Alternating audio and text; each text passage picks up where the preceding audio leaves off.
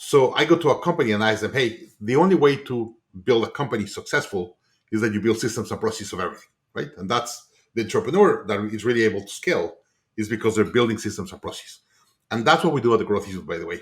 All the class that we teach, all the master business courses, will helping you build and improve your systems and processes on hiring, meetings, dashboards, KPIs, all of the things that you need systems and processes. We help you develop that. So I asked them, hey, show me your systems. And they show me all their accounting system and production system and customer support system. And then I say, show me your CEO system. And I said, what do you mean? Yeah, you have systems for everything in your company. How do you operate as a CEO?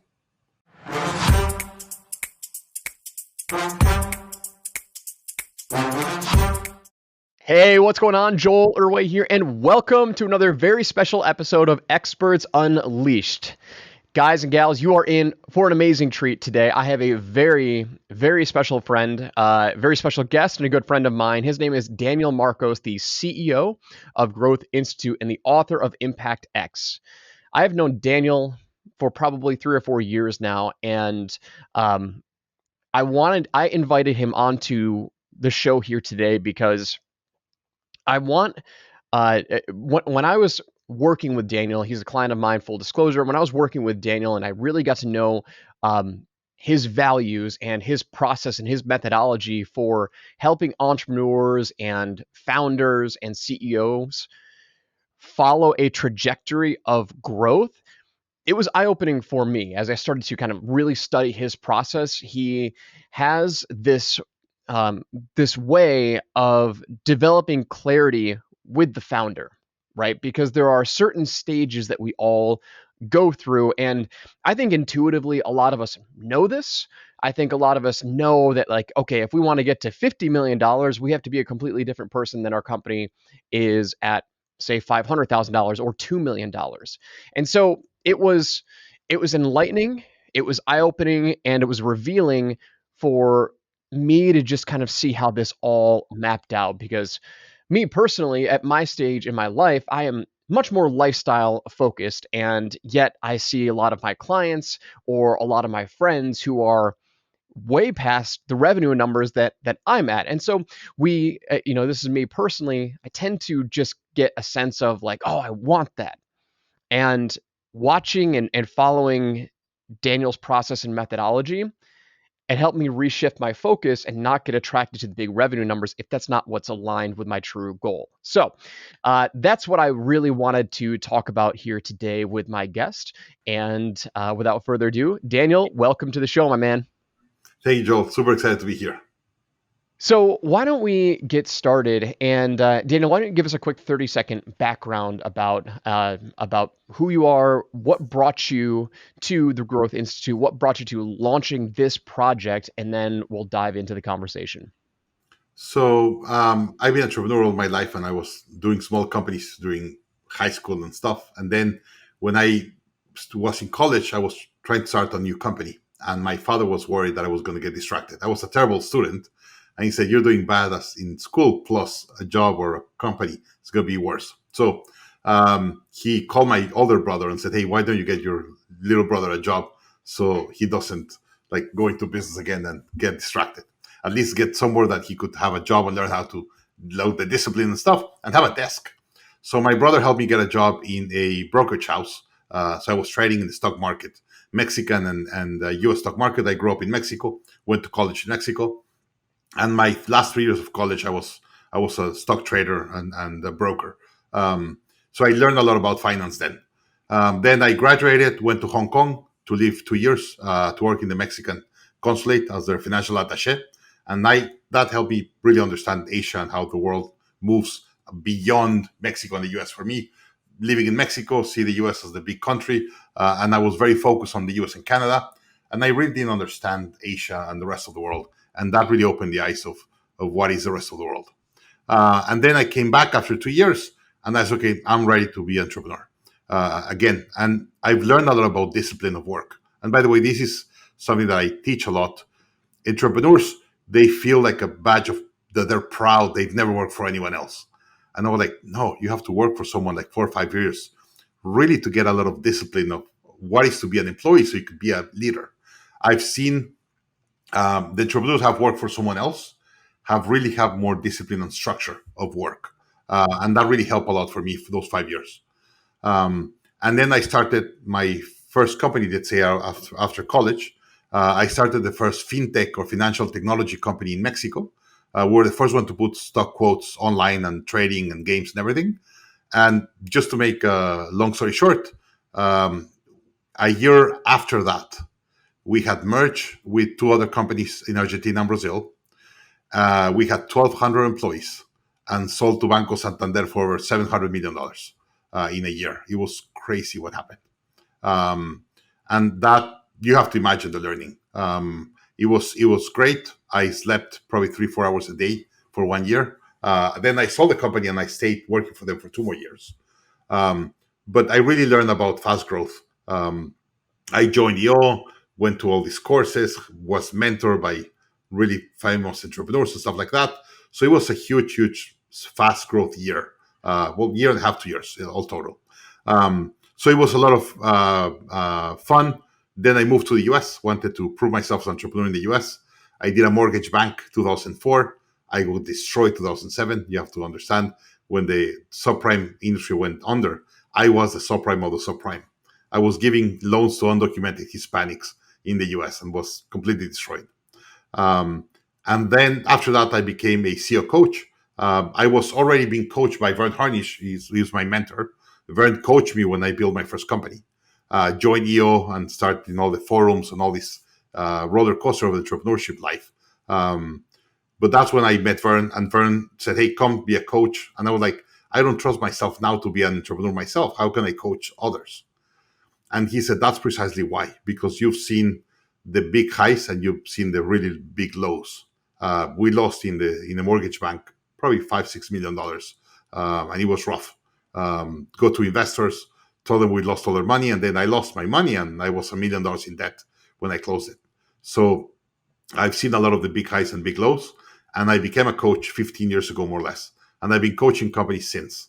And after 4 years, I was very happy coaching companies, having a lot of fun, but I was traveling 200 nights a year, and I had my second son. So I told her, "Hey, I'm going to stop coaching, or I'm going to decrease my coaching and go more online." And I went and wanted to build Growth Institute, and Vern, but I was going to build it for Latin America, just in Spanish. And Vern said, "No, let's do it together. Let's build it for the US, or the English market worldwide." And that's when we started 10 years ago. And up to now, we've trained in how to scale companies faster and reduce the drama of the operation. Around 11,000 companies, 55,000 people of these companies in 70 countries around the world. So I have a personal perspective of when things go really, really well and when things go really, really bad. But most importantly, I've worked with a lot of CEOs and helping them through the process of scaling their companies and really go to the next level. Can I ask you something, Daniel? So when I think a lot of people uh, would probably gain some insightful knowledge from your experience of when things go really, really bad. It's like when you think about when subprime industry crashed, you had to tell all your investors, "Sorry, we lost all your money." Not only that, you were $1 million in debt. Into yeah. What was going through? Did you have a family at that point? Did you have any children? I was married with one daughter. My daughter was 3 or 4 years old. And imagine I went to Dallas to meet my investors and tell them we've lost all the money, we're going to shut everything down. Came back from Dallas and sat down with my wife and said, "So here's what happened. Everyone agreed we should shut down the company. The company has $1 million in debt, and they said that's your problem. You're the operating guy, so you're in charge of paying the $1 million. And my visa was attached to the business. So if we shut the business, I had no more visa to be in the US. So we had like 2 months to get out of the US. So sell the house and everything and get out.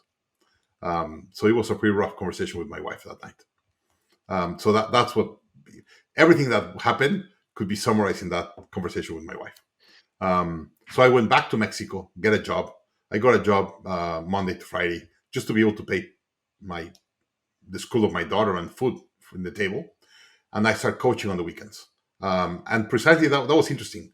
When I told Vern I couldn't coach anyone because I didn't trust myself as an entrepreneur at that time, He said, "How are you going to pay the $1 million?" And I said, "I have no idea. I don't care about that today. I just care about putting food on the table for my family." And he said, "Well, from Monday to Friday, get a job. You pay your day to day. On the weekends, you coach, and with that, you pay your $1 million." And that's what I did. And 4 years later, I had paid $1 million. I was back in the U.S. and making significant money after that. When you had that conversation with your wife, like that kind of tell all, like, hey, here's the situation, you know, deep down, what did you obviously your confidence was probably shattered, your self-esteem was probably shattered in terms of like your ability as an entrepreneur. How far in the future could you see? And did you believe in yourself to recover? Like, a lot of times when like we go through those pitfalls, a lot of times like our vision is really really short-sighted, because it's like, holy cow, like you can only see past the like that statement in your bank account, I'm $1 million in debt, right? So like, did you have the belief in yourself that like, hey, I will be able to recover, or like were you just buried in kind of self-doubt at that point? So the first probably couple of months, the self doubt was so big that I couldn't. I have no idea what it was I was going to do and how I was going to pay that money. Um, I woke up many nights, probably a month and a half, 2 months, 2, 3 o'clock in the morning, sweating cold. Like my bed was empty, so it was wet, all wet.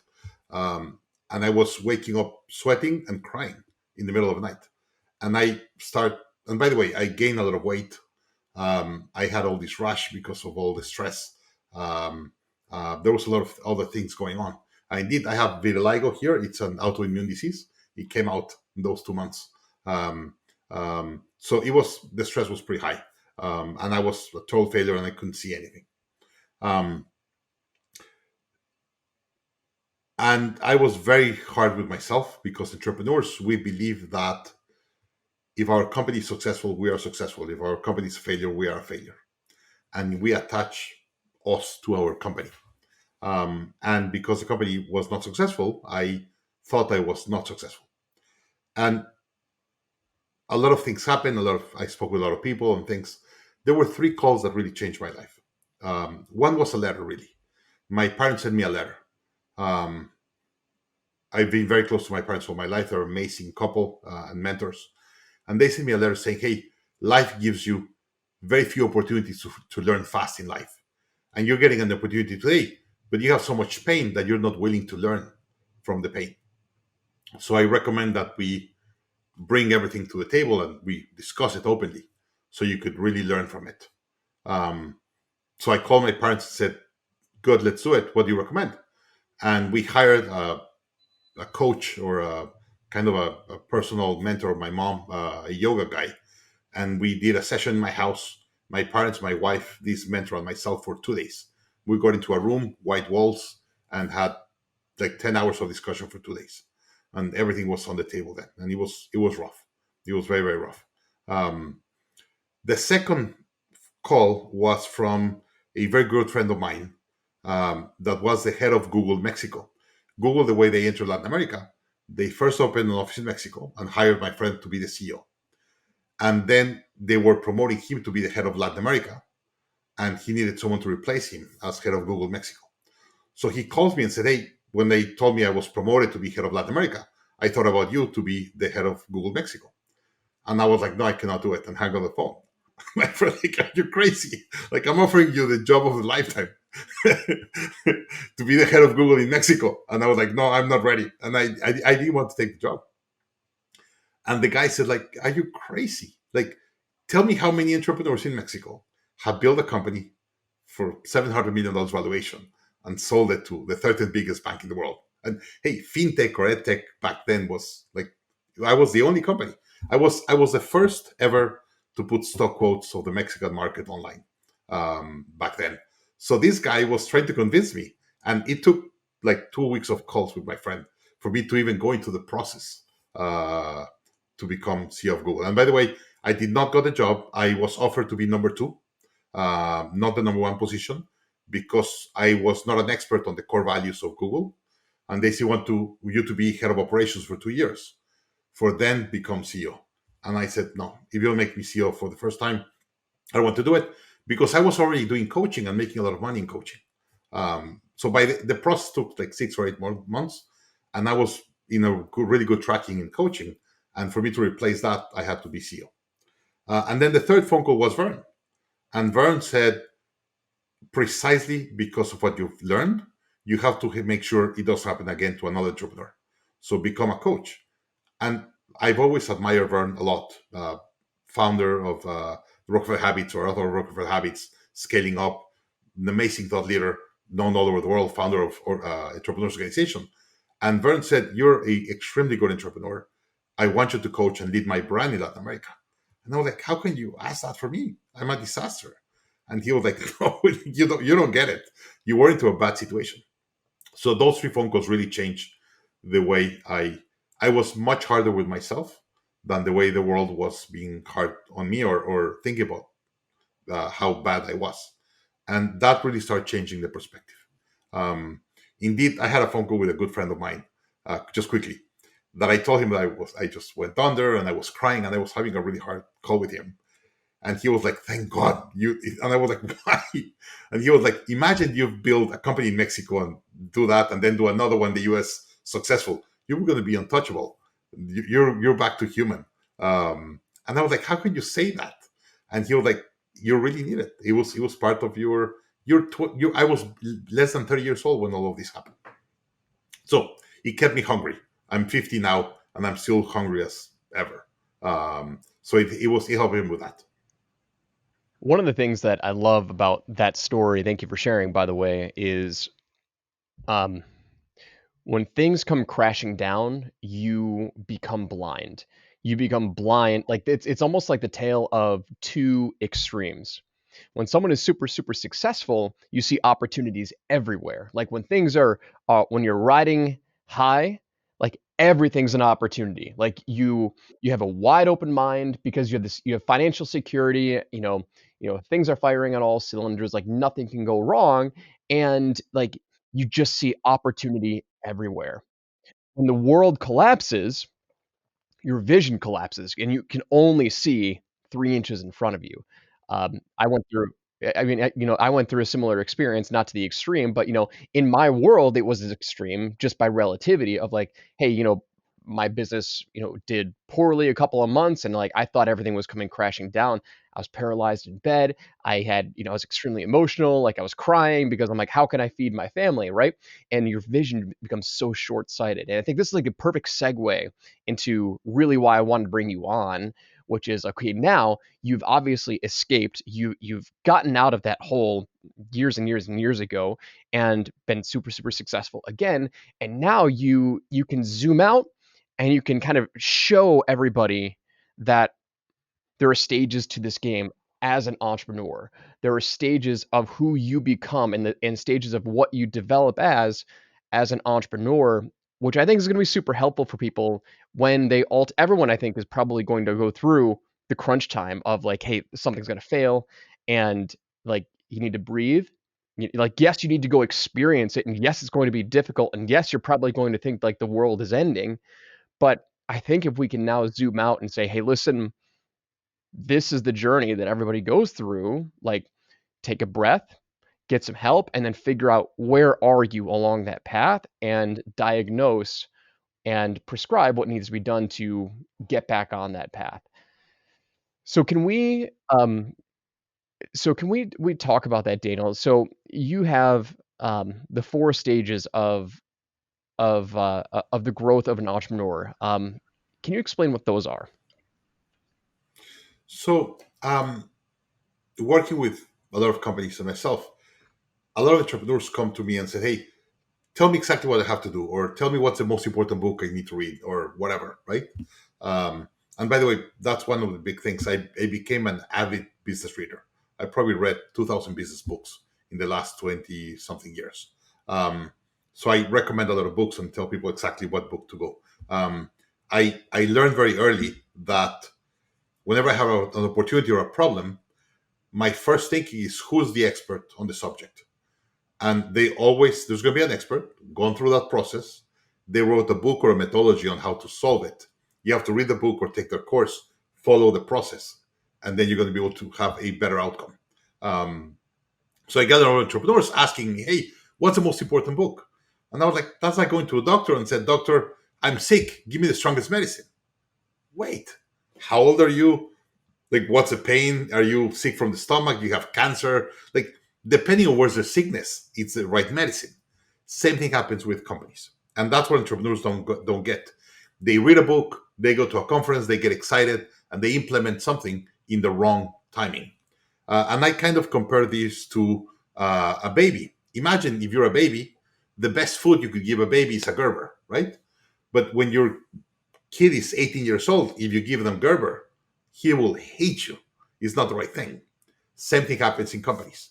When we make these mistakes all the time as entrepreneurs, I see all these entrepreneurs that they said, "Hey, but what I did is right," and I was like, "Yeah, you did a right decision 10 years earlier, or 10 years late, or 50 employees wrong, right?" So it's really important to understand that. So I started going through stages, and I've read a lot of books. A lot of people talk about stages, ABCs, and all that. I kind of developed my own based on my experience, and I've been using it a lot. So let me kind of walk you through this first. In the US, there's 32 million businesses registered in the US. 96% of them do less than $1 million in revenue. 96% of them. So 96% of the companies and 96% of the entrepreneurs will, even the ones that survive, will never do above a million. And for me, that's stage one and two. And that's lifestyle business. Um, what dictates your stage is the amount of employees that you have, because it's not the amount of revenue you generate, it's the complexity of the operation of your business. So stage one is 1 to 5 employees, more or less, and that's when you're really getting what product are you selling, who are you selling it for, like understanding your product market fit, and that you have a business plan with a lot of assumptions. You have to prove your assumptions and confirm your business model. That's kind of stage one. Stage two, you have 6 to 15 employees, more or less. And your job there is to really go from being an entrepreneur to being a leader. You have to start delegating and hiring people that are better than you in all the areas of the business, start delegating what to do. But instead of having your arms doing everything and working in the company, you have to start working on the company and become a leader of the organization. But the leadership on stage two, it's a very simple leadership one-on-one, right? You don't have to be a great communicator. You don't have to be a great delegator. You could kind of go by with a okay leadership. Once you pass stage two, like 15 employees, now you start getting managers, and it's your first line of defense. And that's what everything breaks loose. Um, because now you have to lead through other leaders, and very few people have the knowledge and leadership to be able to do that. And then for you to be able to have enough margin to pay them and get the right people on the right seat, that's what I call the valley of death between stage two and stage three. It's around 15 employees starts, 15, 20, to around 50 to 70. You don't have enough money, enough margin to really pay and get great managers in every area of your business. And that's really tough. I've been giving this presentation for many years. Indeed, I'm writing my book now. I'm finishing my book. And someone was asking me, "Hey, when do you start talking about this?" And I went online, and there's a video in a Mind Valley conference 10 years ago or 9 years ago, talking about this. So I start using it. I just didn't write the book. Um, but let me go back here.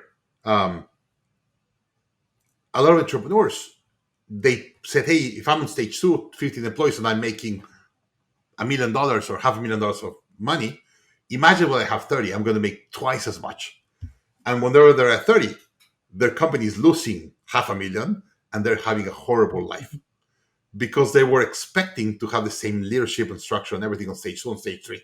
The other day I was giving this presentation with entrepreneurs all over the world, a virtual presentation.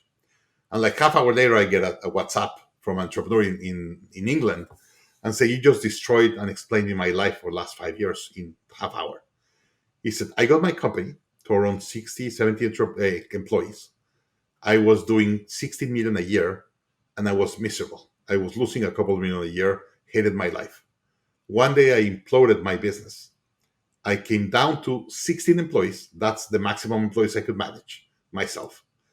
I'm doing $7 million of revenue, and I'm netting $3 million, and I'm happy as hell. Why? Because that's my stage. That's where I'm good at. So I really believe once you pass stage two, or you're in stage two, you have a very, very important decision to take. If you want to build a stage three and four, and you're really building an asset that is going to have an intrinsic value, and you're going to go through the valley of death, and you're going to have to invest all your profits in really building an asset, or you stay on stage two and keep a very, very cash flow positive business. So today I have two businesses. I have Growth Institute, that is a stage three, and we get two or three offers a year trying to buy in the business. Now it has an intrinsic value or an enterprise value. Like, I have a team of 30, 35. We have all these courses and brands and everything, and we're growing 30, 40% a year, and it's an asset, right? But hey, I don't distribute a lot of money to myself. I have a salary and I make some money, but it's not like a really big cash flow. It's decent cash flow, but not a big one.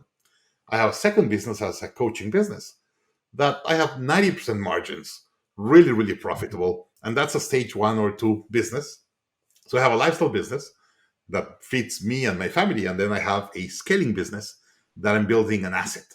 And I think that's a way you have to see it as an entrepreneur. You have to decide what type of business you want and build it accordingly to it. Before we go to the next question, let me just say something. And here's for me the most important difference on leadership on stage two and three. In stage two, you're playing checkers. You look at your board, and everyone for you is the same. And you're the one taking the decisions and moving them around. You're playing checkers. You see all the chips are exactly the same capacity, same power. You move them. You have 100% control of what happens. On stage three, you're playing chess. You look at your board and you realize that you have different team members with strengths and weaknesses. And you have to position them in the right position for them to use their strengths and then cover the weaknesses with other team members. If you're able to be strategical to play chess, you could build a stage three company. If you could not do that, don't do it. Stay on stage two. And by the way, very few entrepreneurs are able and have the capacity to go to stage three. That's a super powerful analogy. Because the question that I was immediately going to go to next is, you know, let's say that we are in stage one right now, or even just kind of like thinking about what our offer is going to be, what our business is going to be. So we're very, very early stage. I think it's important for us to probably have a vision in being able to identify, do I want to get to stage three, stage four?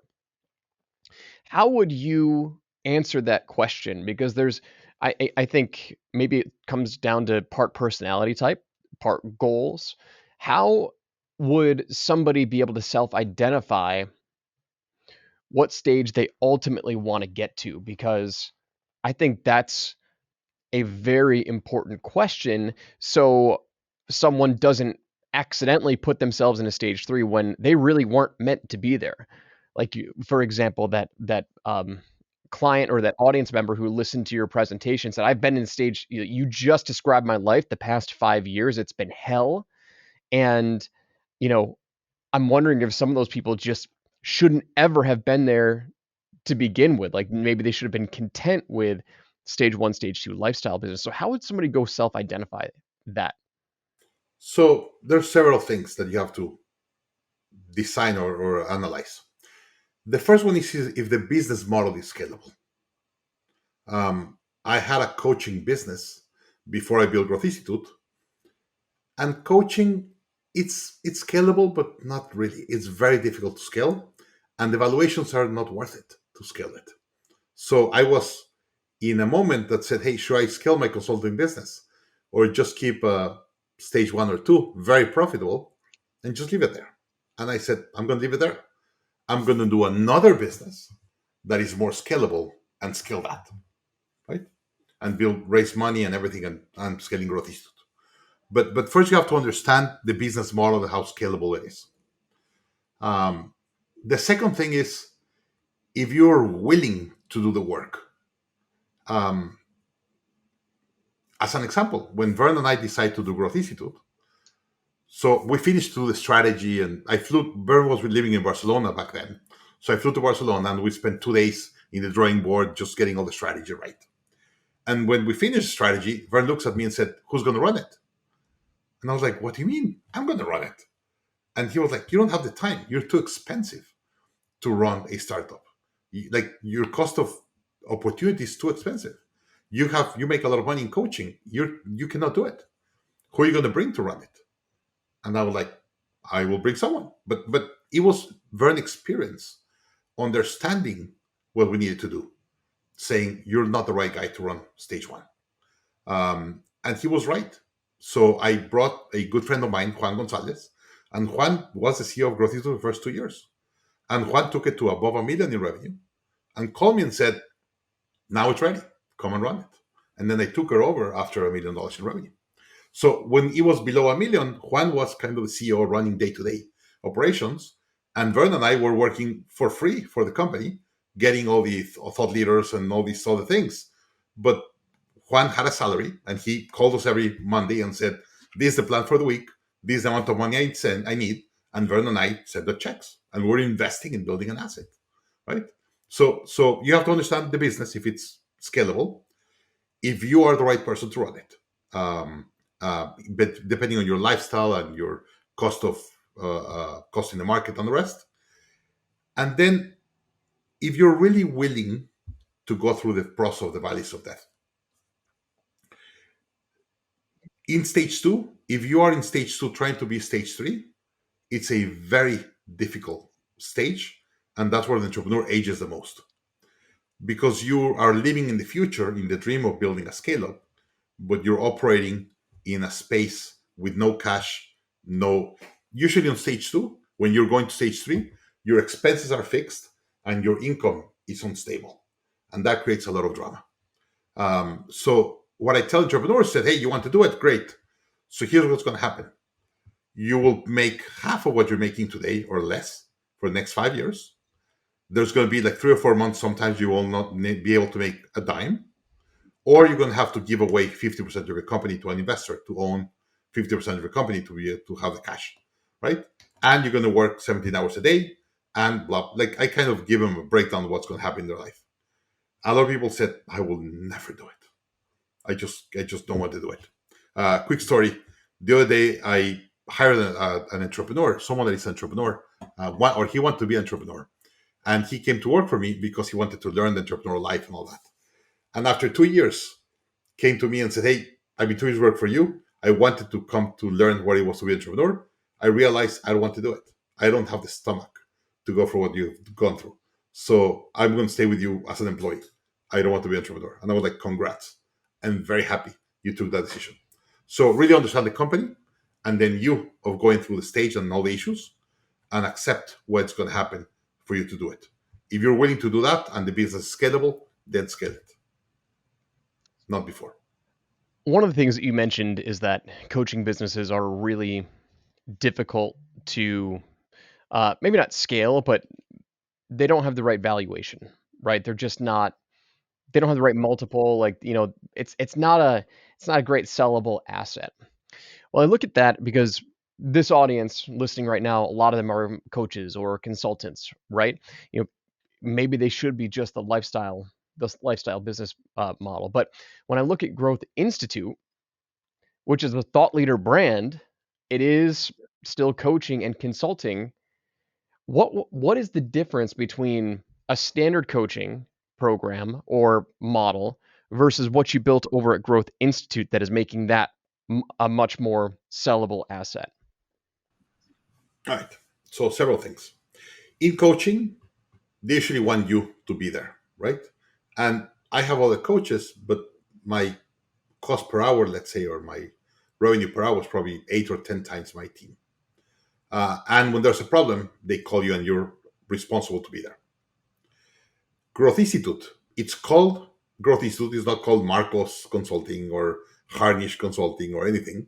It has its own brand. And if you ask me the name of clients of Growth Institute, I probably know less than 2% of the name of the clients. I was in the process of selling them probably 2 or 3% of them. That's it. I have an engine that does revenue, servicing everything of the client. I could disappear for a month. Nothing happens. Growth Institute runs without me.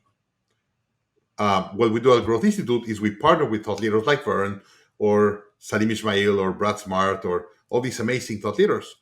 And we partner to do courses online. And I build an engine of marketing, sales, and delivery of course online. And I have a team of 30 people running it. So whenever there's a new thought leader, my job in Growth Institute is building the engines that they're built, and I'm scaling the engines. And then I go and look for new thought leaders, go and have dinner with them and have a conversation. We agree on partnering with a course.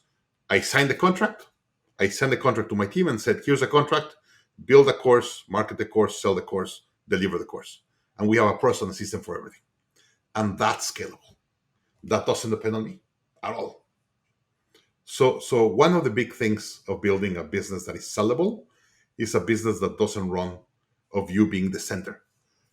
Vern has never worked inside Growth Institute. He's been an investor and a board member and advisor, and he has helped us with thought leaders and contracts and strategy and everything. But whenever there's operation, he has never spent an hour operating the company. The company is operated by the team, and that's an asset that is sellable, right?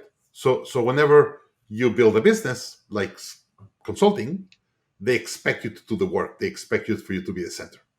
Um, the best way to do consulting and you not being the center is you have to package the delivery and you hire people to do it. And that's exactly what we're doing in Growth Institute.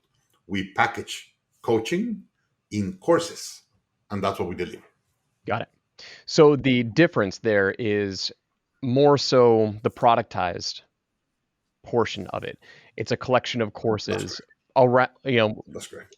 um, categorized under one broad umbrella of business, entrepreneurship, and growth.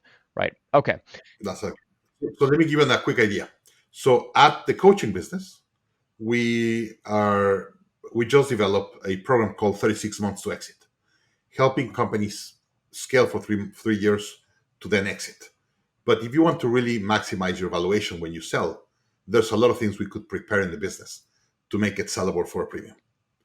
Um, and it's a product, and we have deliverables, and we have outcomes for the owner of the company. And it's a program. I'm not going to deliver all of it. I will do a lot of it, but not all of it. And I will tell the client, hey, this is the cost. These are the deliverables. These are the results you're going to get. People in my team were going to do it independently of me doing it, right? So I'm productizing a little bit on the consulting side, but it's a very structured process, 36 months to exit or whatever. Got it. Yeah, it makes total sense. It's that leap from selling customized expertise that is custom from client to client to client to developing a more productized model that anybody can run once you hand them over the reins. And I mean, that's not easy to do. I mean, that's the space that I work in. I work in the course space, the consulting space, the coaching space, right? And I've seen a lot of people try and scale. I mean, I've seen people hit 8 figures in their consulting business or in their coaching business, but it's still not sellable because okay, they're teaching one methodology and they might have coaches in place there, but it's still based around that expert's methodology, so that one person is still attached to the business even though they might not be the one delivering or fulfilling, whereas you have built kind of like I'll just say it's like the Netflix of entrepreneurship, where it's obviously a much higher value, but there's a collection and there's a business model around it that's not tied to Vern or it's not tied to Daniel, right? So So as an example, scaling up, the class scaling up that we sell at Growth Institute, the first year was over 50% of our revenue. Last year was less than 10% of our revenue. We use it to start and fund the business, but now today it's a small percentage. I want to ask you this, Daniel, because we're running short on time. You have the innate ability to help a wide variety of entrepreneurs. Um, is your methodology, your 4 stages, is that applicable to every business, like every entrepreneur, like they can follow this model and understand like these are the stages. Like if I want to get to, if my goal is to get to Z, then these 4 stages are, well, I might not need to go to stage 4, but these 4 stages still apply. So does that apply to every entrepreneur? So what I'm doing in Impact X and what I'm kind of publishing in the book, I believe you have to build a CEO system. So we have like 5 more minutes. I will let me explain this because it's important. So I go to a company and I ask them, hey, the only way to build a company successful is that you build systems and processes of everything, right? And that's the entrepreneur that is really able to scale is because they're building systems and processes. And that's what we do at the Growth Institute, by the way. All the class that we teach, all the master business courses, will helping you build and improve your systems and processes on hiring, meetings, dashboards, KPIs, all of the things that you need systems and processes. We help you develop that. So I asked them, hey, show me your systems. And they show me all their accounting system and production system and customer support system. And then I say, show me your CEO system. I said, what do you mean? Yeah, you have systems for everything in your company. How do you operate as a CEO? And they stayed kind of quiet. And I was like, if the most important job is a CEO and the strategy and everything, you need to have a system to run your company. And they don't have it. So I design a system, a CEO system, based in 3 areas: tools for you as a leader, tools for your team, for you to lead your team, and tools for your company. So in every stage, I give you 4 tools for you, 4 for your team, 4 for your company. They have to build, and it's kind of the pillars of the business, right? And I talk with someone that is on stage 3, and I show them all the pillars of stage 1 and 2, and they say, "Well, I missed like 5 or 6," and I was like, "That's why you're struggling." Because imagine building a house and instead of having, let's say, 4 pillars, you just have 2. So the house is going to be standing, but it's probably going to be crooked or kind of weak. So what we design on Impact X is what are the 12 things you have to have in every stage to be able to have the fundamental or foundation, stable foundation, so you could build the next floor and the next level of your company. And that's what Impact X is. It's a CEO system with a minimum 12 things you have to have. As an example, stage 2. A lot of people, they get excited on stage 2 and they go to stage 3 and they don't build a predictable sales system. They have a lot of stability in their expenses, but a lot of instability in the revenue. And that's not scalable. I said, don't go above stage 2 if you don't build a recurring revenue or a stable process for you to get revenue. And people don't see it and they pass that and they have a lot of trauma. So that's why it's important to have a SEO system.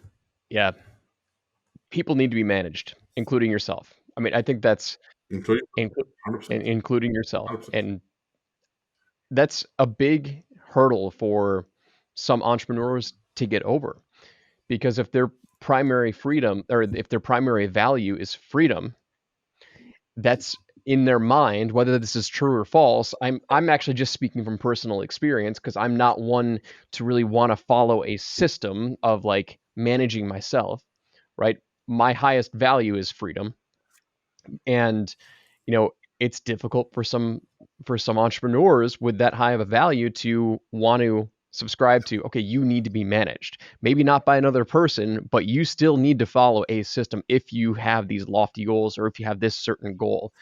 And if you're not willing to do that, then okay, that's totally fine, but like just understand your limit is probably capped to a certain point because of everything that you've just talked about. Would you say that's accurate? Yeah. So indeed, I'll tell you a conversation I had last week with a client. The client's not very happy with me, but I I got hired to implement scaling up in a company.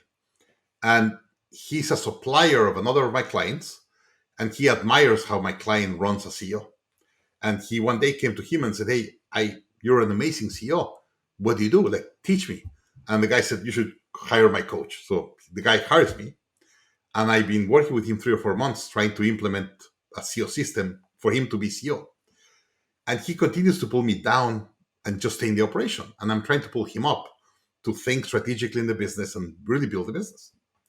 So I had a call with him last week, and we are with his team and everything. And I said, I need a call with the CEO just one on one. So I got into the call and said, "Hey, I'm very happy to work with you. I love to work with you. I think you have an amazing company, but I have a problem. You hired me to teach you how to be a CEO, and you don't want to be a CEO. You're an amazing head of operations. You're a terrible CEO. I'm giving you all of these tools. You don't want to use them because you have been so many years as a CEO of a company.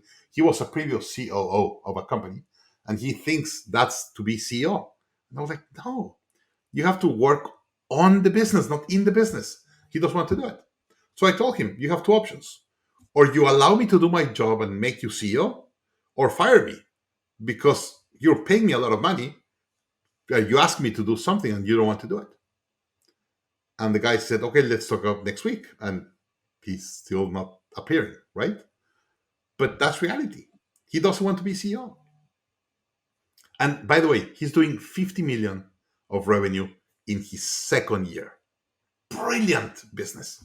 He's an amazing operator, but he doesn't want to be CEO. He doesn't want to take the bullet and do what is right as a CEO of a company. That's amazing. I mean, it's a shame, but I mean, it's amazing that they're doing 50 million, but and he's unable to see the growth block of what he wants. He came to you because I want what my client has or what my supplier has.